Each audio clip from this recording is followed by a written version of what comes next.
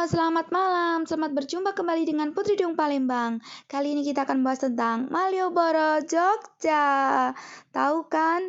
Tapi sebelumnya jangan lupa pencet subscribe, lonceng, like, comment, and share-nya ya guys, biar tidak ketinggalan. Jalan Malioboro ini merupakan kawasan perbelanjaan yang legendaris yang menjadi salah satu kebanggaan kota Yogyakarta. Penamaan Malioboro berasal dari nama seorang anggota kolonial Inggris yang dahulu pernah menduduki Jogja pada tahun 1811 sampai 1816 Masehi yang bernama Marlborough.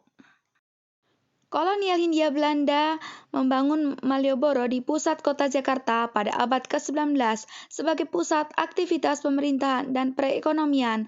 Secara simbolis juga bermaksud untuk menandingi kekuasaan keraton atas kemegahan istana yang mendominasi kawasan tersebut.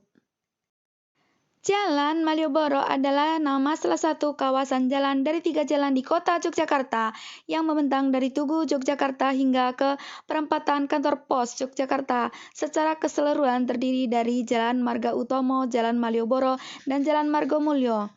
Jalan ini merupakan poros garis imajiner Keraton Yogyakarta. Jalan Malioboro juga sangat terkenal dengan para pedagang kaki lima yang menjajakan kerajinan khas Jogja dan warung-warung lesen di malam hari yang menjual makanan gudeg Jogja serta terkenal sebagai tempat berkumpulnya para seniman yang sering mengekspresikan kemampuan mereka seperti bermain musik, melukis, happening art, pantomim, angklung, dan lain-lain di sepanjang jalan ini.